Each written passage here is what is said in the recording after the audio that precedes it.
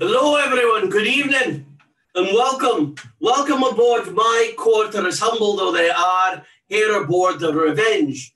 The year is 1725, as you know, and we're here anchored, somewhere in the Caribbean. It's not prudent to tell you exactly where I am, for I'm on a wee bit of a secret mission. I've become a bit of a spy for something called the Jacobite cause, which I'm going to be telling you quite a bit tonight. And it's my pleasure this evening to introduce you to a man who, well, when you think of equality, when you think of liberty, fraternity, brotherhood, a fair chance for everyone, and dare I say, democracy, true democracy. Well, Samuel Belly, he was the man. Now, there's a lot of misinformation, wrong information about pirates, and I can't share all of that with you tonight, but hopefully along the way as I'm going, you will hear and you will understand some things that maybe you didn't know before. Well, things are sometimes best done in song. They say a picture is worth 1,000 words, and sometimes a song is worth 2,000 or 3,000. So I'm going to start with a song that called The Cannon and the Quill, and it will kind of set things up, and then I'll set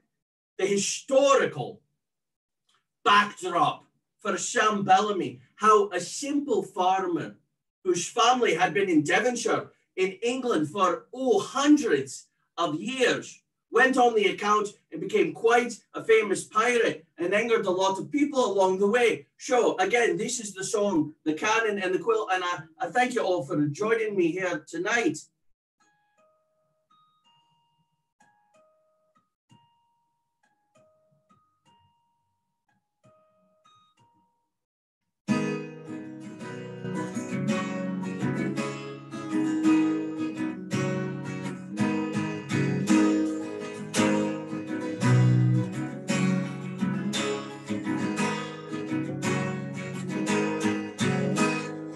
Gather and grieve at the song I now sing of the wind and the sea and the sand. For a pirate's life is bloody and brief, and the only life we understand.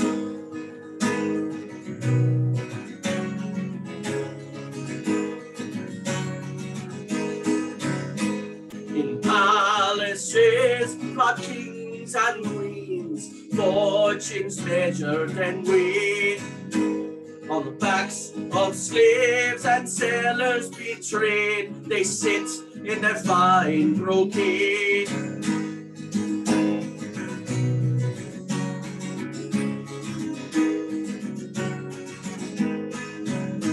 So drink with me who want to be free, for such will not be our fate. Hear me, hoist and heave, warning winds whisper the way. So raise the black and ne'er look back, 'cause the devil is grinning at thee and me. Oh, the devil is grinning at thee. So raise the black and ne'er look back. The devil is grinning at me.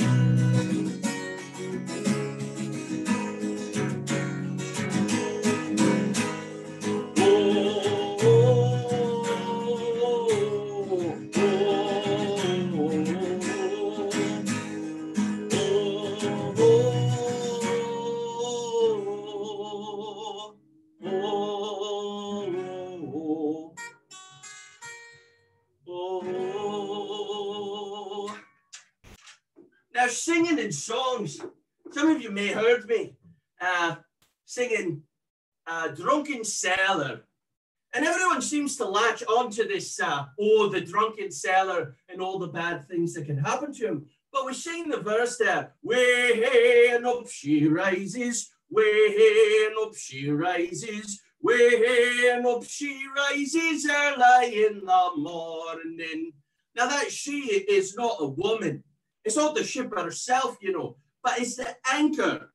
And it's a very serious job raising an anchor without doing damage. to your ship. Your ship's made of wood. Your anchor is heavy iron, and bad things can happen. So the men sing this song to keep them in rhythm as they wind the capstan around and raise that anchor. And while you're doing so, why not be reminded of what happens when a sailor has too much rum and makes a mistake? Maybe they smoke their pipe without a proper windshield upon it, and they set the boat on fire. Maybe they fall asleep at the watch and we hit the shoal or run aground or are secretly attacked. So a lot of the idea that pirates are just drunk on rum all the time, I'll let you in on a secret. This is water with lime. I had my fill of rum and quarts of beer when we couldn't get water. When we have it, we often drink it, you know. So the historical context for Samuel Bellamy, before I bring him here to meet you all this evening and tell his story, which is quite compelling, I suppose it goes back to the early 1500s, about 2 centuries ago, when a king named Henry VIII fell in love with a woman who wasn't his wife, Anne Boleyn, and so he petitioned the Pope in the Vatican to give him a divorce from Catherine of Aragon. Now, where's Aragon? Aragon is in Spain, a very, very Catholic country. And remember, I said that. And so the Pope says, no, I'm not going to do that. And the Pope had lots of reasons for doing so. But one of them, quite honestly, is Catherine was sending her tithe, which was very sizable, to the Vatican. And they didn't want to lose that. So what did Henry do? Henry said, well, I'm not particularly fond of the Protestants, but I'm not getting my way with the Catholics here in the Vatican. So what I will do is I'll start my own church. And Henry was very clever, so he called it the Church of England. Now, this caused a great deal of problems. It's still causing a great deal of problems here in 1725. So if we fast forward a while, there are Catholics on the throne. Even in the Restoration in 1666, Charles II from the House of Stuart was a Catholic. 1688, we have what they call the Glorious Revolution. Parliament has had enough of a Catholic on the throne. Why? They got a little taste of Cromwell and not being all about God and God's powers. Catholic, that's where the power comes from. For the king or the queen, it comes from God. But the Protestants, it resides somewhat in the goodwill of the Parliament. So James II of the House of Stuart is removed and he's replaced by his daughter. His daughter's name, Mary. And Mary is practicing Protestantism, enough to satisfy the Protestants anyway. Well, she's married to a fellow named William of Orange. Now, he's a Dutchman. It doesn't really matter because in this story, France, Spain, England, the Dutch, so on and so forth, they're all related, right? The aristocracy, the royalty, the so-called nobles, they like to keep it all in the family, keep it very close. And so Mary will do. Well, William needs to get support. He's a bit insecure. So he sends his messengers out to all the different parts of England, Scotland, Ireland, for his subjects to declare fealty. My mother and father, who were MacGregors and MacDonald, my mother, they didn't bend the knee and take fealty quick enough. And so my parents were slaughtered. My father was killed in front of me. They dragged my mother off. And the whispers that I've heard over the years, it's a nightmare that I wouldn't wish upon anybody, what was done to my mum. And so my uncle raised me. You may know my uncle's name. His name's Rob Roy MacGregor. Due to books and various stories and tales, he's quite the outlaw.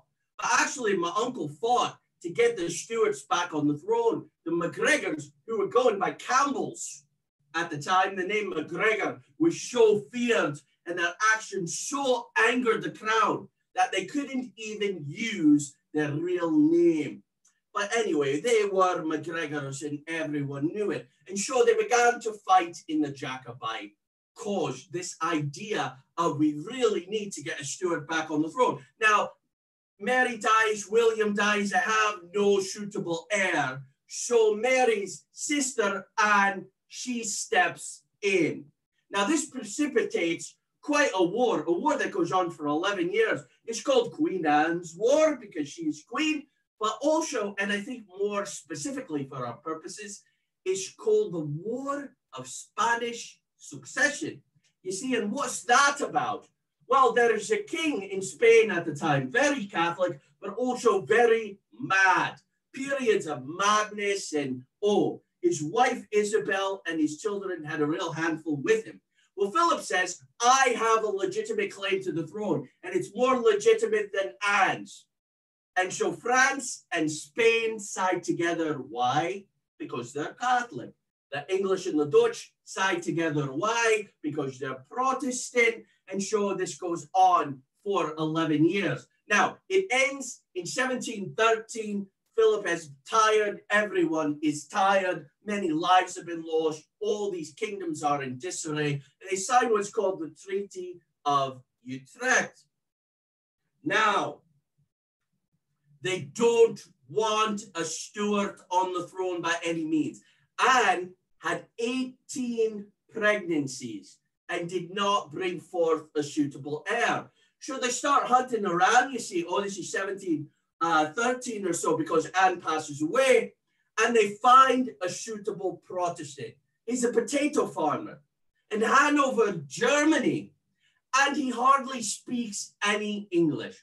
So you can imagine, here shows up this German George, doesn't speak much English, doesn't like England all through his reign so far. He's well known for keeping German mistresses in his various castles and palaces.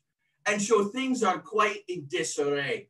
So up in the Highlands of Scotland, where I'm from, the MacGregors and John Erskine, the Earl of Mar, they join their forces together at the time, and they fight two key battles, Sheffenmuir and Preston, and they lose both of them. Why, at one point, James III, James Edward Francis Stuart, comes over from France, where he's being harbored. He comes to Scotland. He doesn't like the weather. He gets a terrible cold, and within months, he leaves, and he leaves the Scottish high and dry. Some bad things are happening. First of all, there was the Treaty of Unification that Anne put together. So one parliament for Scotland and England. So you combine the King George's flag or St. George's flag, you combine the cross of Scotland or the X of Scotland on their flag, and you get the Union Jack. So Scotland is really under the thumb, you see. So here I am. For all intents and purposes, I'm an orphan. My cousins, especially James, Rob Roy's oldest, bully me ceaselessly. I have no claim to land. I have no real future, and I'm getting bullied all the time. So my uncle Rob Roy in 1715, he says, Angus, we need eyes and ears in the Caribbean, where the Jacobite revolution is starting to get a hold. There's a fort on New Providence, which is in Nassau, which is in the Bahamas. And this fort is being defended by a man named Benjamin Hornigold. I want you to go to Plymouth, and I want you to go to Boston, where you'll meet with our agents, and I want you in the Caribbean. That's how I wound up in the Caribbean. It's also how I met Sam. Now, you may be thinking, Angus, you're going quickly through this here. Yes, because Sam's story is much more interesting here, but you need the backdrop. But please, Jacobite Revolution. What is that about? How'd that name come about? Simple. James Stuart, trying to get back on the throne, he in Latin is Jacobus. Jacobus, the Jacobite Revolution. So all you need to remember is we needed a Stuart on the throne. Why? We still need a Stuart on the throne. George II, no better than the first. So we're in trouble. So, without further ado, I'm going to introduce you to the man that I met when I was in Boston. His name is Samuel Bellamy. Now, Sam's going to tell you his story. Now, many good storytellers know that it's not wise sometimes to start at the beginning. But in Sam's case, it's absolutely important, very essential. All right, here.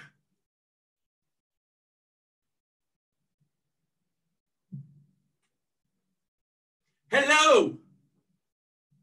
I was born in Hillesley in Devonshire, in England, in 1689, right around the time of that so-called glorious revolution, which was nothing but. Now, I was the seventh child of my parents, and my mother died in childbirth, leaving 6 sisters, my father quite forlorn, and me. And although my father and my sisters never showed me any open enmity, it was clear that they were devastated by the death of my mother. And I think that there were times, especially in my petulant youth, where they didn't know if they would rather have kept mother and not have me. Now, my family had been on this land in Hillesley for generations, for hundreds of years. The same blood that runs in my veins ran in the veins of the people who fought off the demonic Britons, or the demonic Britons run through my blood and fought off the Romans and made sure they never got a foothold in Devonshire. Why, they were the ones that fought off the Anglo-Saxon onslaught, the Viking raids as vicious as they were. And out of necessity, if not out of deep belief, they aligned with William the Conqueror and his barons to keep hold of their land. Now, as Angus told you, in 1702, the Queen takes over, Queen Anne. And Queen, just like William did, she needed to feel good about herself. She needed to feel secure in her claim. And so she began to make deals with various and sundry nobles, lords and earls and all the rest. And so she sends an earl to Hillesley. Now, for those of you who don't know, a farming community must cooperate. It's no different, really, than a crew on a pirate ship, or any kind of ship for that matter. And so this earl arrives, and he says, I need to speak to Mr. Bellamy, because he knew that my father had become, a sort of spokesperson, the lead man, if you will, amongst this collective of farmers. Now, all of our farms were ringed around a good parcel of land called the Commons. This is where the livestock grazed. This freed up our own land to tend to grow the food that kept us alive, to sell, to trade, to eat our very livelihood. And so my father comes out to meet this earl and his retinue there looking so threatening. And the man says, let me ask you this, Mr. Bellamy, who owns this land here in the center of all your farms? It's a devilish clever question, for my father could not lie. And he said, well, sir, no one owns this. And he says, well, I have papers here. And from a generous gift from Queen Anne, who I support, this land is now mine. Well, that changed everything for us. 8 of us, 6 girls, strong, good of heart, but not for the farming, just terrible conditions. And so we went to Plymouth. We went to a port city to try to make our way, to reinvent our lives, abandoning everything that we had known. Well, it was a hard go. If any of you lived in the country and were suddenly forced into the city, you understand what I'm saying, yes? And this was a terrible time. The war was breaking out. Opportunities for people like my father, who only knew farming his whole life, was slim. And so I was 14 years old and I realized, well, I cannot continue to be a burden upon my father and my sisters. Now, Devonshire has a wonderful reputation, a wonderful history of famous mariners, you know. And for instance, Sir Francis Drake, captain of the Golden Hind, known as the Sea Dragon. Why, Sir Walter Raleigh, poet, soldier, grower of tobacco, and spy. Why, there was Henry Every. And I say to you, that of all those great men, Henry Every was the one who put a gleam in a young man's eye when he sat upon his father's lap or his grandfather's and heard the story of how this disgruntled Royal Navy man led a mutiny, took over a Royal Navy frigate, and then took on no less than the Grand Mogul himself, taking his treasure ship, his vast riches, and his daughter, who he then married. And Henry Every set himself up on a nice island as a king of pirates. Now, what young man, I ask you, would not want to be that? We'd want to be Robin Hood. We'd want to be Henry Every. Now, it wasn't until I was much older that I was told the truth. Every's story didn't go quite like that. His conquests weren't quite so grand, and he actually died poor, penniless, and relatively unknown. But go to sea I did. I went to sea with a man named Captain Forster.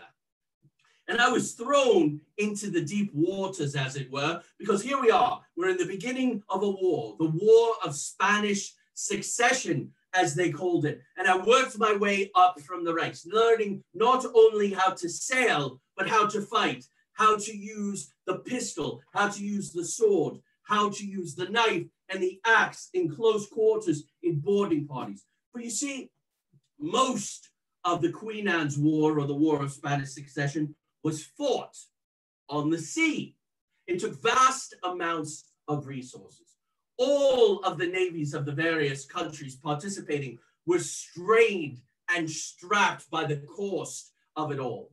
And so was invented something called the privateer. Now, I am a merchantman. For my protection, I have cannon. I know how to use them. I have armed men. And so a king or queen, as it were, hands me a letter of marque. This letter of marque authorizes me to attack enemy ships. Now, in return, I can keep 60% of whatever I find. I can keep their ship. I can keep their sails and cordage. Well, this is an excellent deal. And so men who had been struggling all their life were suddenly making wonderful coin. But then the powers that be decided that they've had enough. After 11 years, they signed the Treaty of Utrecht. Not soon after, 26,000 Royal Navy men are released. Thank you for your service. You are done. Letters of marque are told, rip them up, go back to your life. Thank you for your service, and please don't make a fuss. Now, some men agreed to this and some men didn't. One Frenchman in particular that I'll introduce you to later.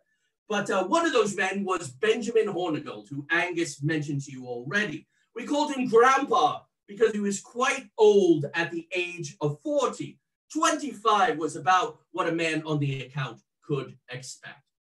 Well, I'm still with Captain Forster, but he announces when the Treaty of Utrecht is signed, he's got a sizable stash put away. He's going home to Cape Cod in Massachusetts colony to build a home and retire, to settle down. Well, of course, I go with him upon the ship, and here I am in Cape Cod. But there are no prospects for me. I am a man of the sea. I am a man of war. I am 24 years old.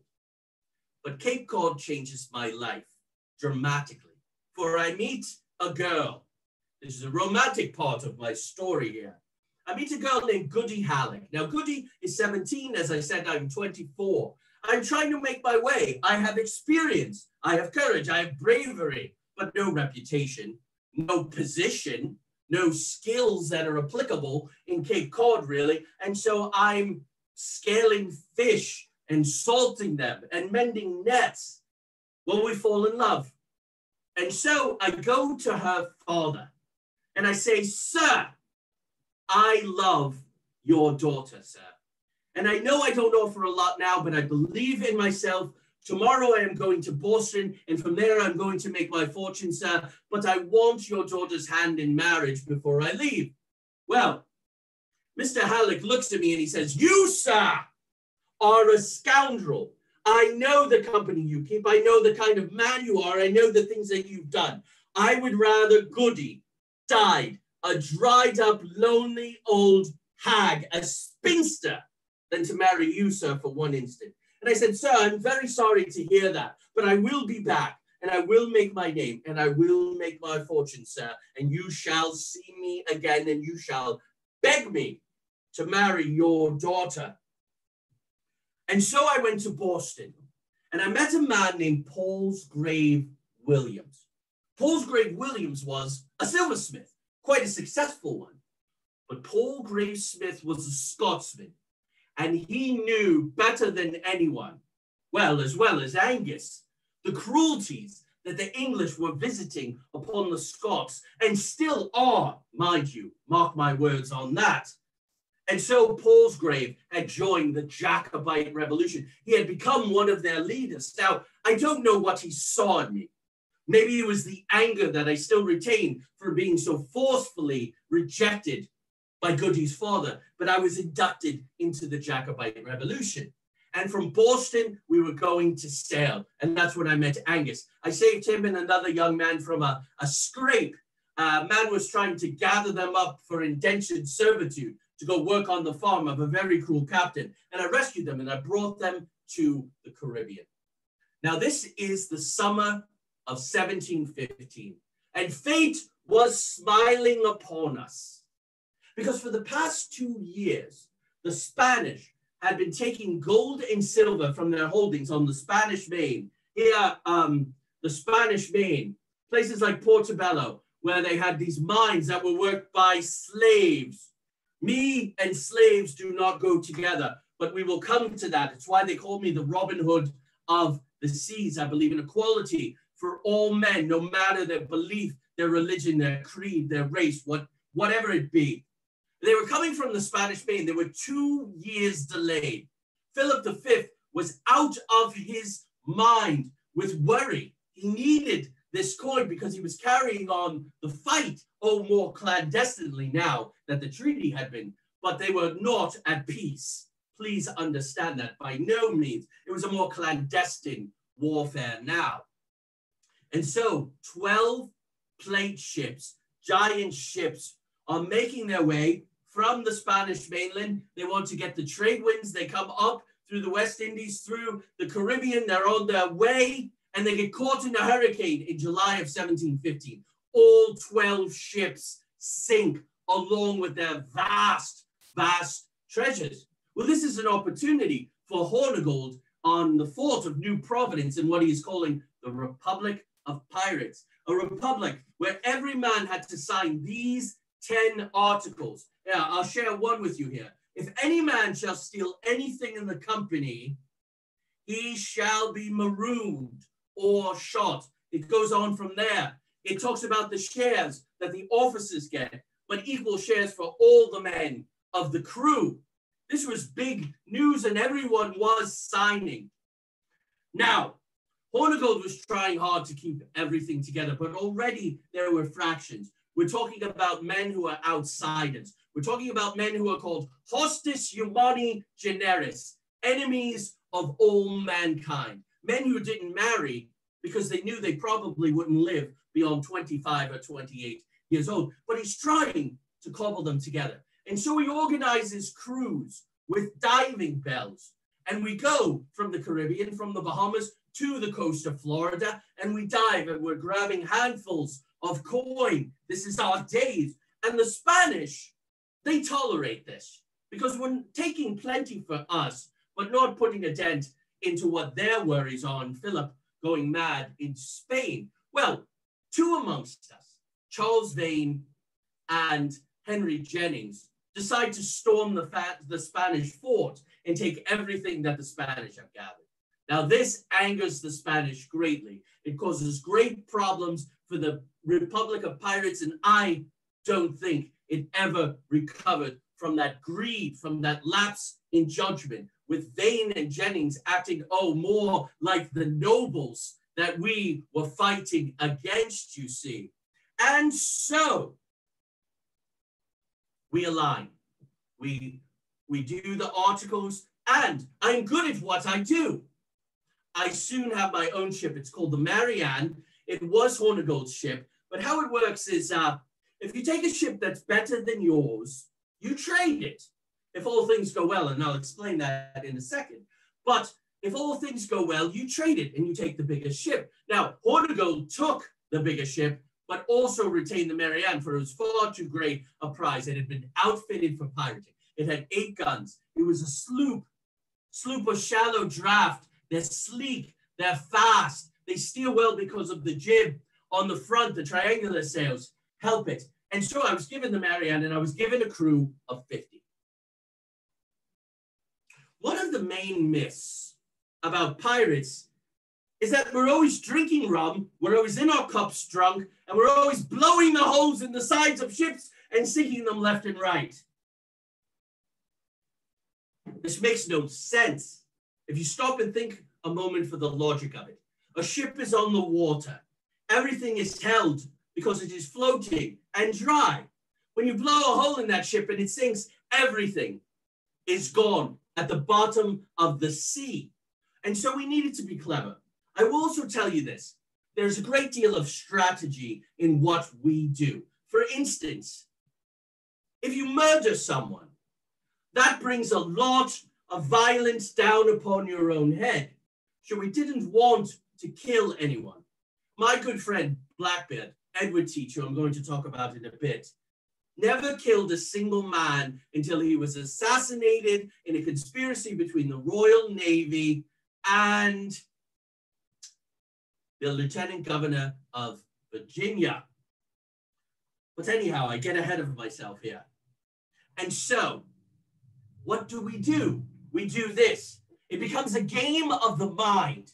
To play a game like the nobles play, like the noble played with my father, the Earl. Oh, who does this land belong to? Clever man that he was. So here's what we did. We stripped off all our clothes, save for a loincloth. We painted ourselves with dyes and various colors like the natives. We let our beards grow long. We let our hair grow long and wild. We waited till night, where we spied a merchant ship at anchor. And we got into what is called a periagua. It holds about 30 men. We lit torches, and we held those torches, and we drew our swords, and we approached the boat. Now, when we approached the boat, we were flying the Jolly Roger. Everyone knows what the Jolly Roger means. It means we're business and we're pirates. And as we approached the ship, and they started to see that flicker, the men who were watching, we began to yell like the natives. So imagine this scene. You're a merchant man. There is no more letters of marques or anything like that. You're a simple merchant man trying to take care of your crew, trying to take care of your cargo. Your job is simple. You go to port A. You offload what you have. You try to get a good price for it. You try to spend less money to fill your ship back up, sell it someplace else where you can sell it for a profit, and so on and so forth. A ship always has something worth taking in it. Also, keep in mind that a pirate ship is made of what? It is made of plant life. It is made of hemp. It is made of wood. It is rotting, especially in a warm climate such as the Caribbean, such as the West Indies, where we spend most of our time. And so we would call up to the captain. So we will make this simple. You see here that we fly this flag. You see that we are well armed. You see that we are vicious. We will take half of everything you have. Your sheets, your cordage, any of your cargo. And if you're good enough to give over your coin, we would most appreciate it. Now, if you decide you do not want to do this, we will take down this flag and we will put up a solid red one.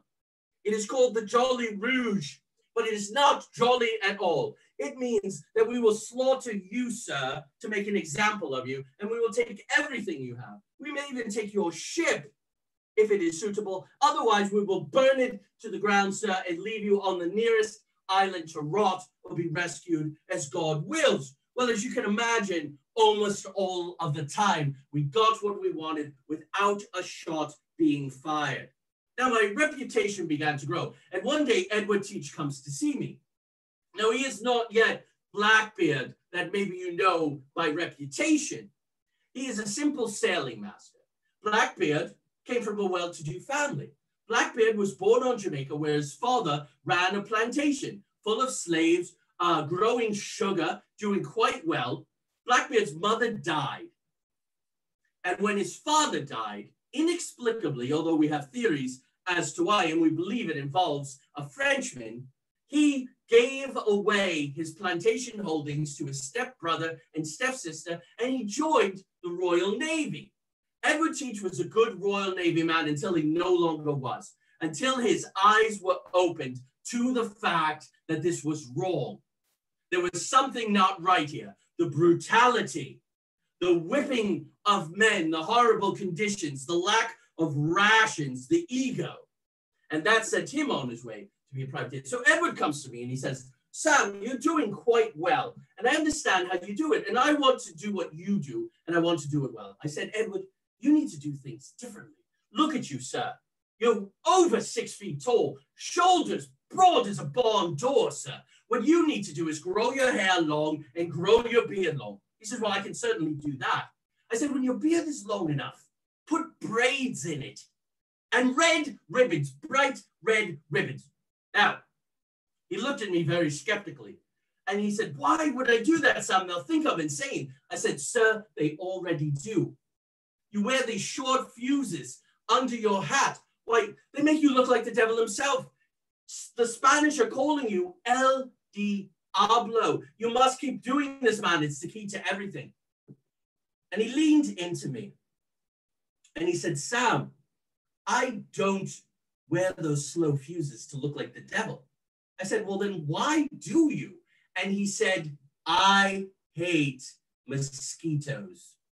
Well, I said, please tell no one that. And this is what else I want you to do. I want you to wear 3 brace of pistols on your sizable long torso there. 3 braces, 3 pairs, 6 pistols to pull and fire, pull and fire, pull and fire. Now, because he did what I suggested, he never had to fire a shot again until he was assassinated. Well, I met another man at this time, a man who needed no schooling in pirating, a Frenchman, a man by the name of Olivier Lavassor. Now, Lavassor was born to a well-to-do family. He was extremely well-educated, you see, and he fought as a privateer after being in the Royal Navy. He petitioned Louis XIV during the War of Spanish Succession, and he said, sir, I can make much more and be much more effective in my own independent command as a privateer. Well, when the treaty was signed, Louis was very anxious to get one of his best captains, best in the fold, and back under control, and making money primarily for Louis and not so much for himself. Well, Lavassor, he declined and refused and wound up in the Bahamas, which is where I met him. Now, Lavassor has 2 nicknames. La Bouche, the mouth. La Bouche, the vulture. And this is because he is so fierce. Well, I mentioned that Edward, my old friend, has no love for the French. Gets him into trouble quite often, actually. And he and Lavassor did not see eye to eye. Why? One day they got into quite a row where swords were drawn and threats were made. He said, La Bouche, you are nothing but a vulture, picking on the carcasses of other men's efforts. And Lavassor got red in the face, red as the Jolly Rouge, and said, oh, you English man with your ruban rouge, oh, your strata peacock, and you are nothing. Show me that you can fight, huh? Well, luckily, no blood was drawn. And Lavassor and I made quite a fit team. We took 50 ships. I had 100 men. Then I had 200 men. We floated in a flotilla, sailed in a flotilla of which Lavassor was rightfully Commodore, through the West Indies, through the Caribbean, up and down the lower part of the English colonies of America, and did quite well. But things were changing. The Royal Navy was coming down stronger upon us, hanging more and more pirates. It was clear that we were at war with the world, including the English. This is what Hornigold's grandpa did not understand. And so he had an edict from the very birth of the Republic of Pirates that no pirate should attack an English ship who has signed the articles. Now, he got into quite an argument with Lavassor when we broke that rule. Out of necessity, it was the right thing to do. And so the next thing I know, Lavassor is standing me up for Commodore of the Republic of Pirates. Well, we have an election. You must understand that. We are quite democratic. A captain of a ship serves at the pleasure of his crew. If the crew is dissatisfied, they can call for a vote at any time. It is not until, some time from now, where the pirates that you maybe think of as cutthroats, terrible men who would cut out tongues and nail them to masts. It was not this time. And so the election was held, and I was chosen to lead my men. Now, I was beginning to see my future more clearly. I was close now to having the kind of name, the kind of reputation that could take me back to Cape Cod. Now, my benefactors called me the Robin Hood of the seas, you see, but my enemies called me Black Sam Bellamy. Well, to my friends, I raise a mug, and to my enemies, I raise my sword. So be it, I say. The one thing that I lacked was the fortune that I needed to truly set myself up on the Cape and do right by Goody and give Mr. Halleck no reason to doubt me. And so we set sail from the Bahamas, and in April of 1717, we spy the answer to my prayers. There she is, a beautiful three-master, a slave ship fitted out with 26 guns, fast. Oh, and with some modifications. What a grand pirate ship will be. Men, follow her, but do not damage her, men, but follow her. And for 3 days, we do so. Until their captain, Captain Lawrence Prince, was wise enough to surrender, to hoist his white flag, to let his sails flap in the breeze like laundry, which is the accepted way to surrender your ship. We put Captain Prince and all of his men on an inferior ship, and we took over the ship. It was called the Widder, the Bird of Paradise, a beautiful name. But horrible people call horrible things by beautiful names. It's part of their ruse. It's part of their devilish cleverness. For this was, as I said, a slave ship. Now, we was returning from Barbados. And so we knew it had no slaves in it, but it would no doubt have riches. Riches, my friends, beyond your imaginations, beyond my dreams. Gold and silver, silks and cinnamon, ivory and indigo, enough for all of my men. Now, at this time, I had 169 men. And I gathered the men in front of the mast, and I said, men, we have scored a victory today. One less slave ship in the world. And some of you men are freed or rescue slaves, and you know what that means. And you know who I am. And you know how evil these people are. Why, they vilify us, the scoundrels do, when the difference is only this. They rob the poor under cover of their laws, while we rob the rich under cover of our courage. Yes, men, am I right? Yes. And know this, men. We are princes of the world, and we have as much right to make war upon the world that would take away our natural rights as a king with 200,000 men in the field and 200 ships at sea. And then I told them, everyone would get an equal share of these vast riches. And I was returning home. Now, pirates will be pirates. And on our way home, we took a ship full of Madeira wine. And if you are a wine drinker, you out there, if you get Madeira, you drink Madeira. It was too good to pass up. It would be a gift that we could bring to the people of Cape Cod. I was all in favor for it.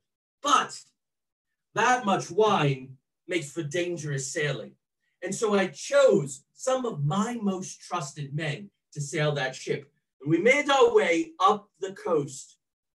It's the end of April now, and we're making our way. We can see Cape Cod there in front of us, off on the distant horizon. I'm going home to Goody. I have made my name. I have made my reputation. I have made my fortune. I have hardly killed anyone in order to do it. I have no blood on my hands. I have no guilt or shame about anything I've done in the previous 2 years.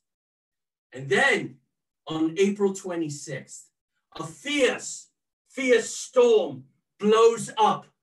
Seas 50 feet high, winds blowing as if to blow everything to bits. Well, we furl our sails, we tie everything down, the hatches are battered. We think we are in good shape, but the storm becomes increasingly fierce. I watch as the ship bearing the Madia, the men who I believe were no doubt drunk, I find her turn sideways, hit by a wave, capsized, and lost. I call to my men, fight for everything you have. We watch the foremast and the mizzenmast begin to shake, to crack. They are not going to withstand the fury of the storm. And so we cut them down and we throw them overboard, severing the ropes. The ship begins to turn sideways. It is being dragged inexorably towards the shore as the seas and the winds continue the fury. But the ship is being dragged. The anchors are not holding. They'll tear the ship apart. And so we take our axes and we break the anchors free. And still we are going toward the land. And I say, don't give up, men. We still have one mast. We can fight this. We will have our glory. We will have our victory.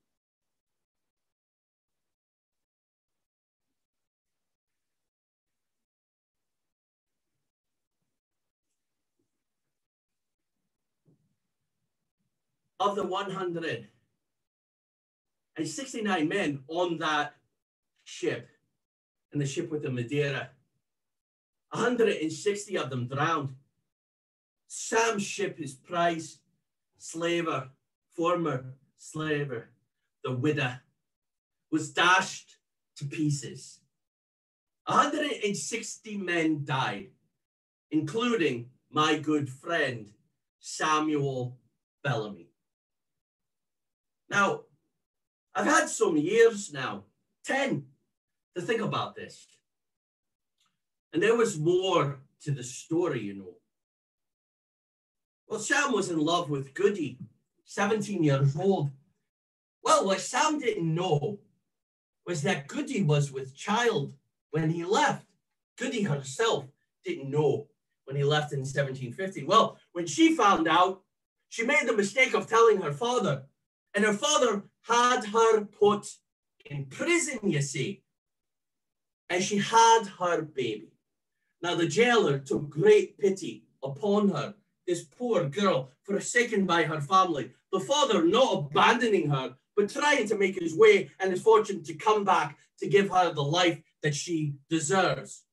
And sure, the jailer hides her in a barn, you see, and the baby gets a hold of some straw, and that baby chokes and he dies. Well, Goody can't handle this much more grief in her life. She's lost now everything. She doesn't know what she's going to tell Sam. And so she hangs herself. This was in late 1716. So I wonder if maybe it wasn't for the best that Sam met his end, being a pirate, doing what he loved, dreaming about the life he was going to have, rather than being spared the truth of what happened. Now, after Sam died, things began to fall apart pretty rapidly. Hornigold was pushed out of the Bahamas. Woodes Rogers, who had circumnavigated the globe and written some books, he had lost a lot of his fortune. He was anxious to get it back. So he's very anxious to do the will of the king. So he showed up in the Bahamas with boxes full of Bibles, trying to convert everyone. And George, crafty man that he was offering pardons. Oh, pirates, come in, say you'll never do it again. We'll let you keep everything that you have, you know. And all you have to do is swear fealty to the king. That old theme, right, my mates? Fealty to the king. Well, one of my mates, Charles Vane, he pretended like he was going to. Then he dropped his breeches, showed Rogers his backside, and exploded one of Rogers' ships in the port and sailed off. But within several years, Steve Bonnet, who sailed with us, a gentleman pirate, plantation owner in Barbados, he was hung in South Carolina. Vane was hung. Jack Rackham, you might know that name because of his association with Mary Read and Anne Bonny.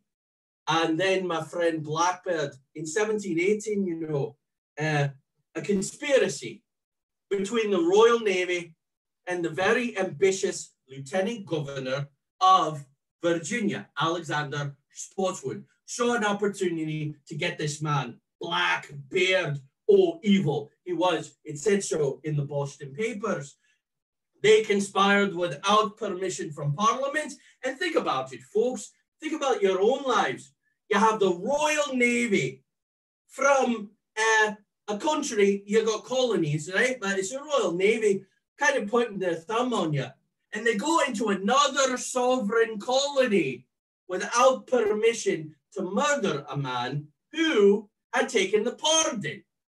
So that was the end of Blackbeard, just as this is the end of this part of our presentation. And so now, I would love to take some questions. And we're going to do this for a little bit. You can ask me all kinds of questions that you want. And then what will happen is, after about 15 minutes, you can talk to the scholar that's responsible for this program. Now, hat on, I'm Angus. Hat off, I'm Samuel Bellamy. And so, well, you know what we should do here. Let me get Bellamy's hat. Black hat for Bellamy, red hat for Angus, and then when it comes time for the scholar, he'll look like this. So please, I believe we're working in the chat room. So if you have any questions, please let me know and I'll be happy to answer them.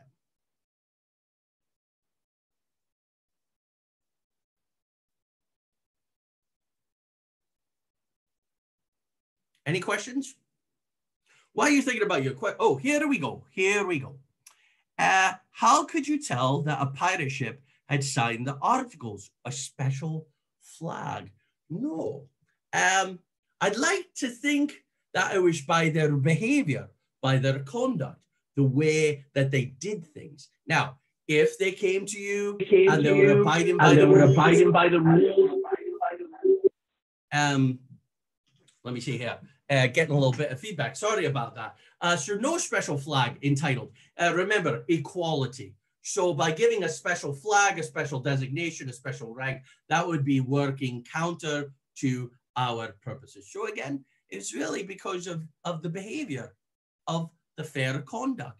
Now, Sam, for instance, Sam would not force anyone into duty on his ship. This was a big deal because the Royal Navy had something called impressment. So if the Royal Navy went into dock and they were low on men or men mutinied because it was a horrible life, they would go through the town, kick in doors and drag men away who would never be seen or heard from again.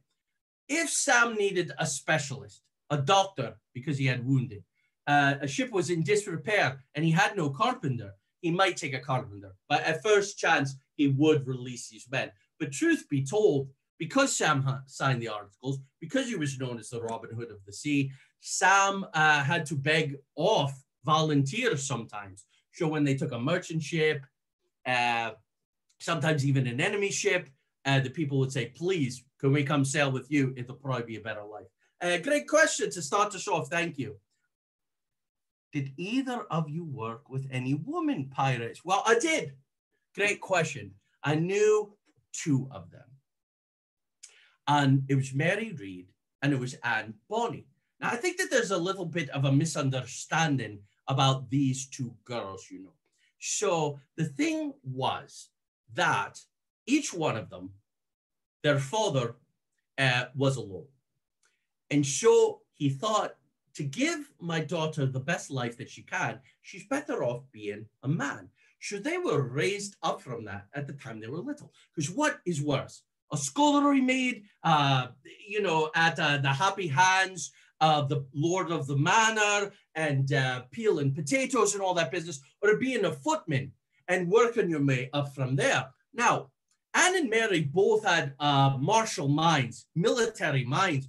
Anne served in the Royal Navy, sometimes dressing, as a man, well, always to hide their identity. Mary served in both the army and the Navy. Well, these two took up with Jack Rackham, and that's where there were times that I was aligned with Charles Vane, because though Vane was a bit of a cutthroat, caused some problems, he did abide by the Jacobite rebellion mission to get Stuart back on the throne, James III, as it were. So Jack gets captured.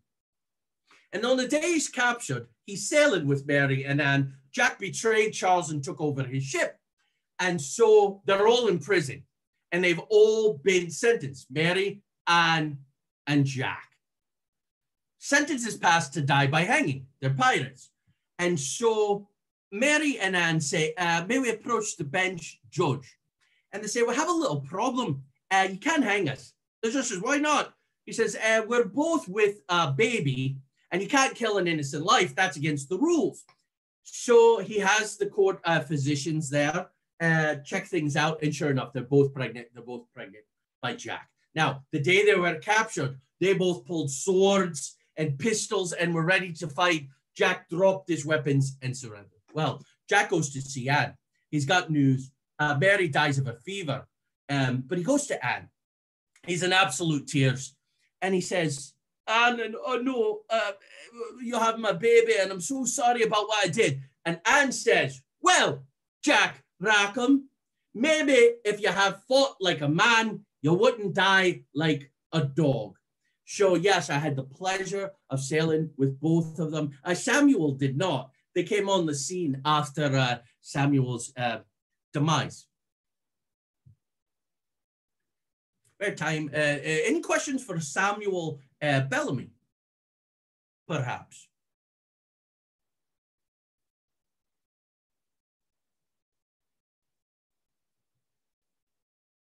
Well, let me tell you a thing here while we're moving on here before we switch to the scholar in just a little bit here.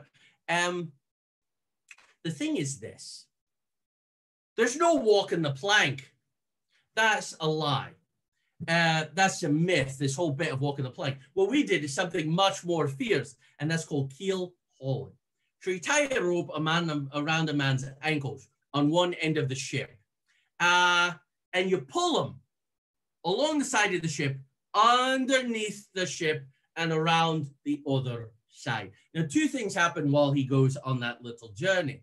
One is that the fear of drowning is very real because you're under there just long enough to scare you into believing you're going to drown. The second thing is the bottom, unless the ship has just been careened, beached, tilted, and cleaned, is full of barnacles. Barnacles are sharp like a well-done knife and can cut a man. Usually, one pass in the keel hauling will make the captain's intentions known in the seriousness of the offense. In odd instances, they may pass the man through a second time, but his chances of surviving are not good at that time. Sure, any other questions, anything about what we were doing, what we were fighting for, the politics of the time, what's contained in the articles? Again, Samuel would love to answer your questions, maybe recruit you into the crew of the Robin Hood of the Sea. Any other questions, please? We'll take them all.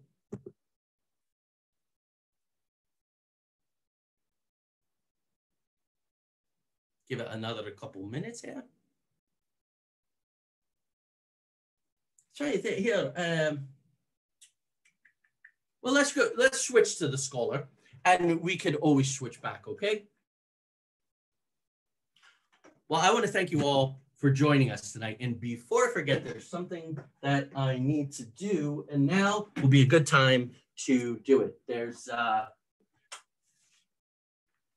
programs like this for performer scholars such as myself are a real godsend in this time of the lockdown. I've had all kinds of tours canceled. I should have been already, well, I should have been live with you in Virginia 2 times already at this time. I would have been at a Renaissance fair, also near to where you guys are. I would have been in California. I would have been many, many other places. So having the opportunity to work here from our studios to manage this kind of technology, Zoom has been a great boom for us, and to have you all show up and have all this say. But let me just read this, and I'm going to get to that question. So please leave Brad's question up for me. Oh, it went away, but if you could bring Brad's question up again, that would be great.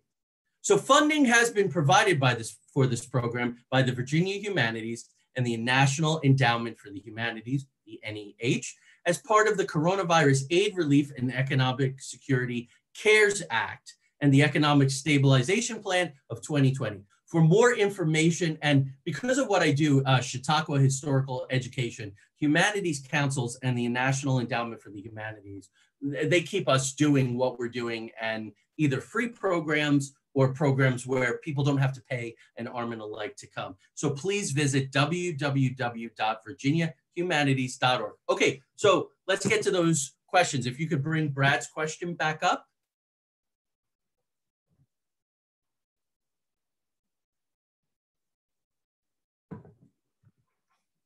I had seen a question there, but I only saw the first half. Brad, could you retype your question?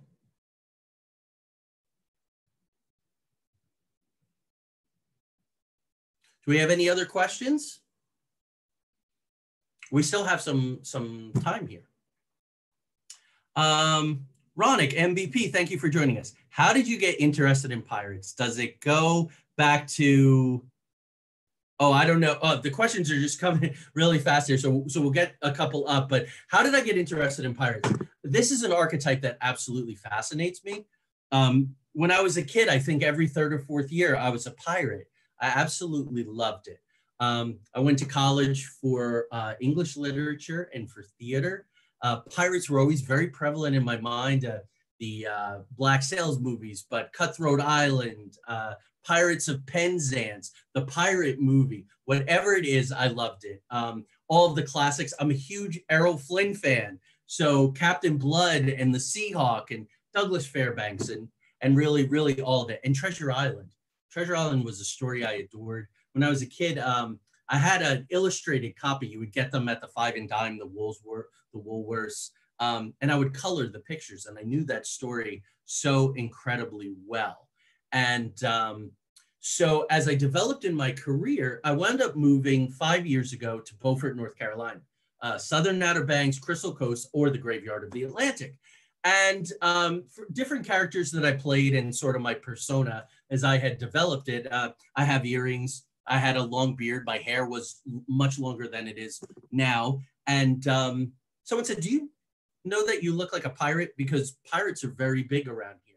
And so I went to work for an educational entertainment touring company. I created a show. It was called The Legend of Blackbeard, and then it was called Blackbeard and the Pirates of Carolina.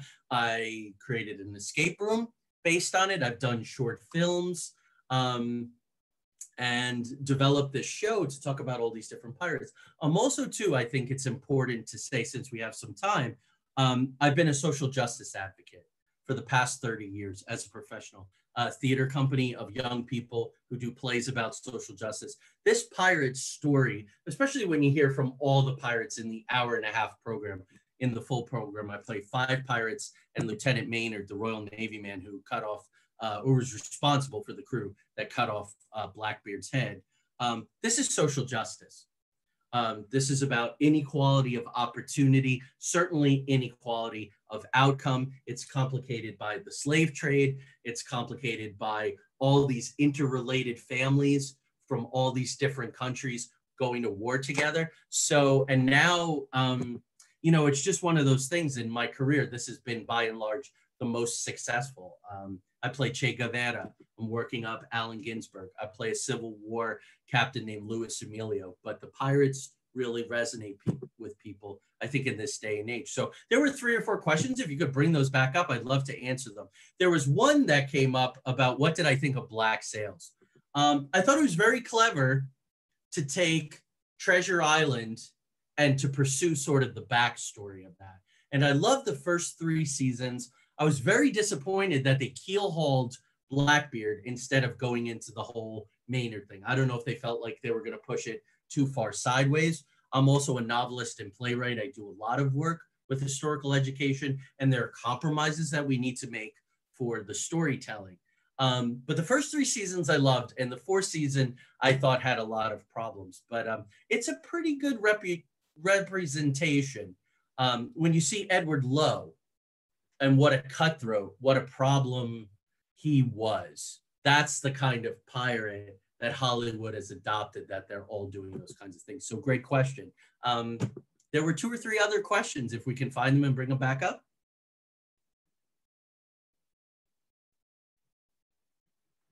Or maybe you have to retype them if they went away. We're all learning this technology here.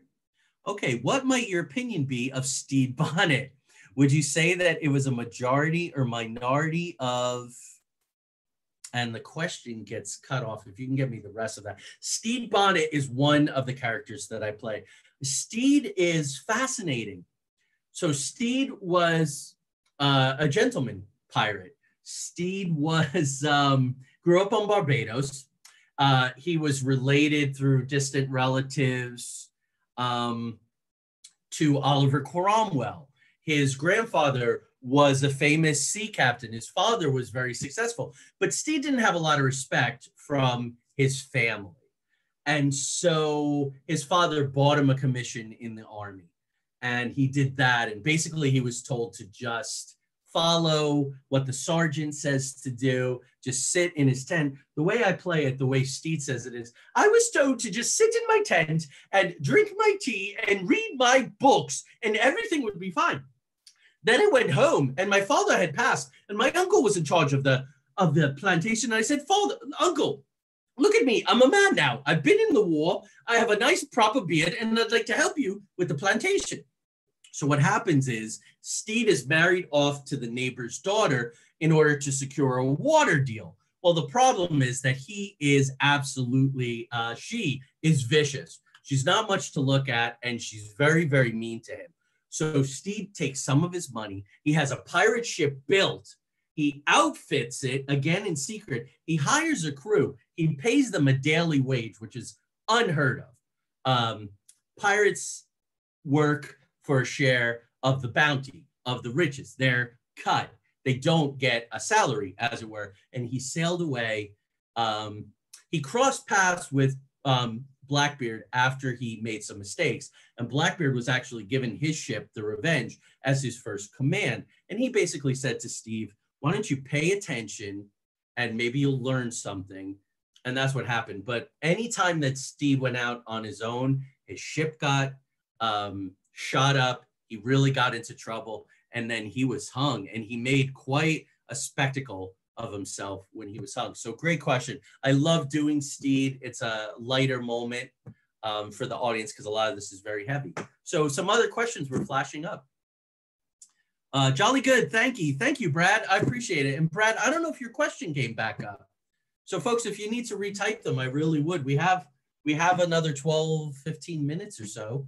And some of the questions that disappeared, if they could come back up, I would love to answer them.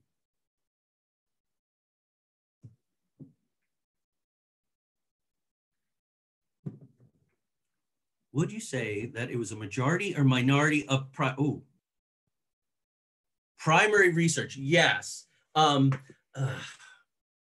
Some pirates more than others. Most of it is secondary research, but more and more things are being digitized from places, translated and digitized. So it's a really good time for that kind of thing.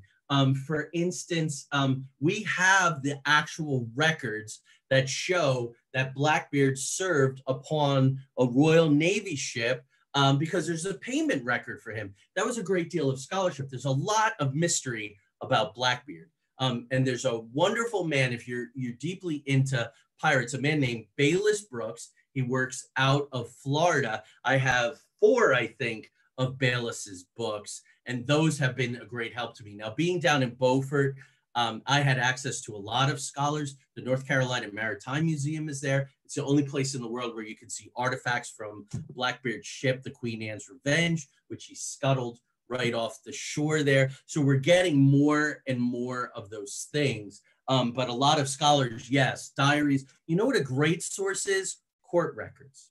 So when we're looking at the 9 men who survived after Bellamy died, we have the transcripts of those court records. Cotton Mathers was involved trying to save their souls. The transcripts are very interesting. They're very enlightening about the lack of justice. The men really weren't allowed to talk, defend themselves, tell their stories at all. And we see the way the narrative from the crown and from the magistrates unfolded. When were the pirates in North Carolina? So in Angus's time, North Carolina was called a vale of humility between 2 mountains of conceit. Those 2 mountains being Virginia and South Carolina. South Carolina had Charlestown or Charleston. Virginia had a big open water port, right? Hampton Roads and or Hampton. And the big ships could get in. The big ships with the goods from across the seas. Now, North Carolina is very hard to navigate. If you've ever spent any time in North Carolina navigating, it's very, very difficult. The sandbars shift all the time. That adds to the mystery. Did Blackbeard scuttle the Queen Anne's Revenge on purpose? I believe, talking to scholars, divers, archaeologists, that there's a pretty good case that he did scuttle it on purpose. He had over 400. But in the early 1700s, you have North Carolina, this veil of humility, which is freebooters, people who wanted to get away from religious persecution, people who wanted to get away from under people's thumbs. They were rugged. They were fighting Indian wars. All kinds of manner of things were going on. And the pirates came in their sloops and their shallow draft boats, and they made deals. It was easy to sell them or trade with them very favorable conditions for very, very poor people, because these things didn't cost the pirates anything. They were free. So anything they got from them was a markup. And Blackbeard actually made a deal with the governor, Governor Eden in North Carolina, after he took the pardon, and they worked together. Teach was point for Teach when he was in the Chesapeake. This was according to church records. Can I get Brad's complete question so that I can address that properly? And there is some controversy while we're getting that full question up on the screen. Did Blackbeard ever go that far north? He actually did go as far north as Philadelphia towards the end of his career. He was, I told you he made a deal with the governor. My brother's property in Princess Anne, Maryland, was a selling point for Teach when he was in the Chesapeake Bay. Yeah, so there's a lot of different things, but church records are certainly helpful. One thing about Blackbeard is this idea that he married all kinds of women. So I directed and kind of revitalized and changed up a ghost walk that was a historical walk in North Carolina. And this idea that Blackbeard had married all these women and supposedly had married this woman in North Carolina. Look, he gave away the plantation stuff. He went into the Royal Navy. He got out. He became a privateer. He was only in his 30s when he died. Where was the time in his travels for him to marry all these women? He never really had a time to settle down at all. So all those kinds of records are extremely helpful. All of those ports were extremely important. Philadelphia, Chesapeake Bay, obviously, yes, and the Royal Navy stronghold. So that was a very difficult place to be. That's where Maynard and Captain Brand swung their deal with Lieutenant Governor Spotswood. So Alexandria is named for him. He often left the lieutenant off. So we talk about the governors of the colonies, but you have to remember that the real governors were in England. And those were the guys who were really benefiting. And the lieutenant governors were sort of their spokesman.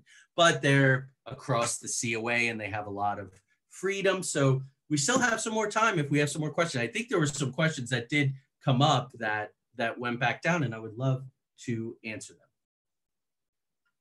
And if you have any questions for Sam and Angus, I can go back and do them as well. Jolly good, thank you. Would you say that it was a majority of pirates during the gold? If I can get the rest of that. Majority or minority of pirates during, I guess, the golden age of piracy that did what? During the golden age who governed, it's coming up in drips and drabs here. Would you say that it was a minority or majority of pirates during the golden age who governed themselves under the Articles? You know, I think in one way or another, the crews were very well organized. So at one point, there were hundreds upon hundreds upon hundreds of pirates who were working out of Hornigold's dream, that republic of pirates that will somehow not lose the favor of the English, that will somehow spawn up, and eventually England will realize, hey, this is a benefit to us. Lavassor had 5 ships. Bartholomew Roberts had very, very well organized crews. His articles were very, very detailed. He was very much a gentleman pirate. He was a teetotaler, a no-nonsense kind of guy, and the most successful pirate during the Golden Age. So he took well over 200 ships. Blackbeard probably took 40 to 50 to 60. Sam took 50, so almost 4 times that. Blackbeard, I was starting to say, he had 425 men. That's quite a bit, because we're only talking we're not talking about tens of thousands of men who were pirates. So governing under the Articles gave you some measure of protection. If you lost an arm, if you lost a leg, you were paid quite well for that. You didn't get that in the Royal Navy. You got a small pension, and if, you know, the coffers were dry or whatever, you may never see that money, or may never see that money for years. We know that from the American Revolution and things like that. People go, the Civil War, men just not getting paid because war is expensive. So the Articles protected everyone. They protected them from each other. They protected them from the nations. And it wasn't until, Blackbeard, Steed, Charles, Jack, Sam, all these guys were dead. At one point, Hornigold became a pirate hunter. He died in 1719. So by the time 1725, things were changing. It was really coming down on the pirates. They were hanging in these giant spectacles, sometimes 40 or 50 pirates at a time, as a warning. They had taken just enough, made just enough of a stir that the hammer really started to come down on them. So if you were a pirate, your best bet was to have that protection, to have that, to work your way up, to learn your trade, to get a full share and a half by learning the trade of the quartermaster or the sailing master. And you needed the veterans, you needed the smart persons to do that. The men like Edward Lowe, men like Edward England, who were so vicious and did horrible things like cutting men's tongues out and nailing them to masts, and not even making the offer that Sam had made to bargain, to make an agreeable thing. So I would say it was the majority, certainly in those early years, from that first decade, 1715 to 1725, and then things began to change and men got a lot more cutthroat. Did pirates have their own on-ship tailors who created the hats, clothing unique to the pirates? Well, a man needed to darn his own socks. He needed to repair his own clothes, of course. There were no women on a ship. Mary and Anne, when they were on the ship, probably Jack's inner circle, and over time people knew that they were women, but they were also Jack's women. He was a captain. He was a captain that overthrew another man. But how I do a whole program for school kids, 45 minutes, where I just go from head to toe about what a pirate wears and what it tells you. So if you're wearing a rich brocade, if you're wearing a fancy frock coat, in my novels, the Ken and the Quill novels, one's been out for about a year and the other one is coming out next month. They're available on Amazon, or the second one will be.